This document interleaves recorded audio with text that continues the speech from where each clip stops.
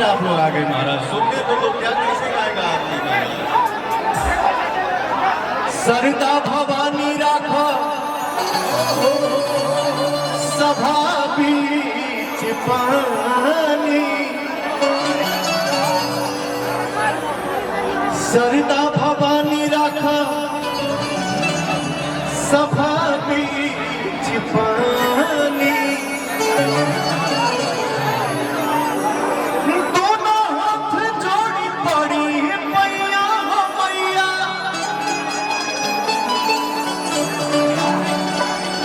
भूखिया के हीन बानी दुखिया में दिल बनी, ना पूरा पढ़नी पढ़ाई आए। मंच पे कितना लाइट जल रहा है जरा ऑफ करना। मंच पे जो लाइट आ रहा है मैं ये चाहूंगा, मैं ये चाहूंगा कि इस मां के दरबार में जितने बेटे बाबू भाई आए हैं अपना मोबाइल निकालो और लाइट जलाओ। निकाल मोबाइल, जलाओ लाइट। ये हुआ प्यार। Love you all. प्रेम से बोलिए एक बार सच्चे दरबार के।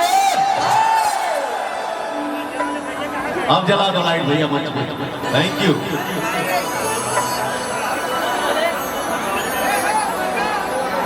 गाने का भाव है, बड़ी चिंता के बात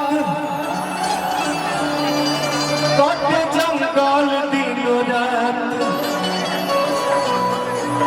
बड़ी चिंता के बात कटे जंगल दिनों रात। जाए ना दे भाई, बैठा बैठा सब हो जाए, बैठा जौन होगा के होई ना होई या ना होगा कोई ना ओ हमें कोटा चटनी नियो के पेड़ माई हो, ओ हमें कोटा चटनी नियो के पेड़ माई हो, बोल कहां होई तो बसे माई हो, बोल कहां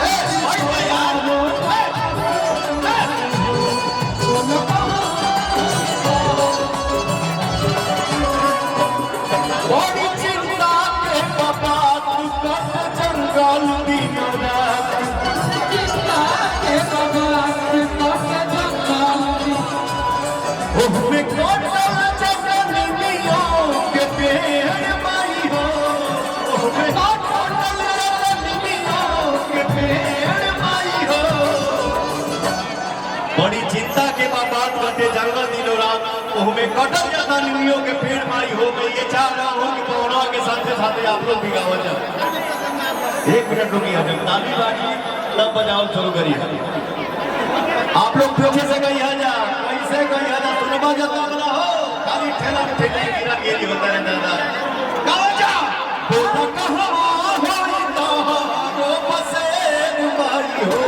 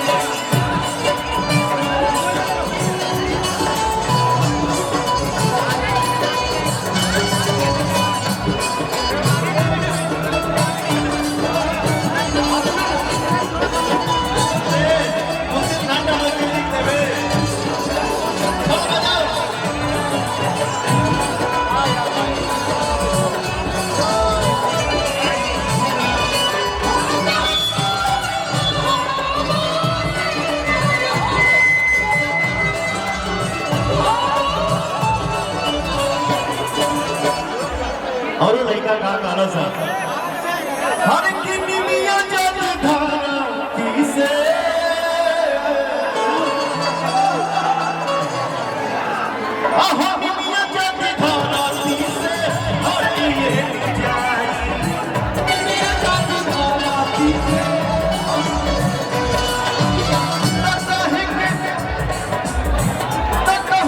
छोला नमा तो छोलाई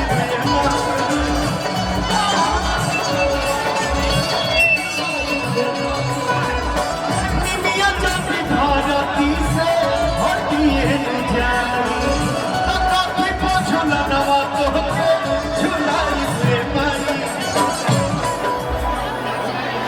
लोगवा काहे बेसारे, लोगवा काहे बेसारे तुमसे रे रमाई हो,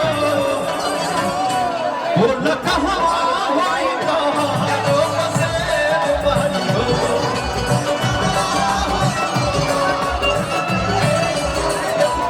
बोल कहाँ होई तो लोग से बनी हो।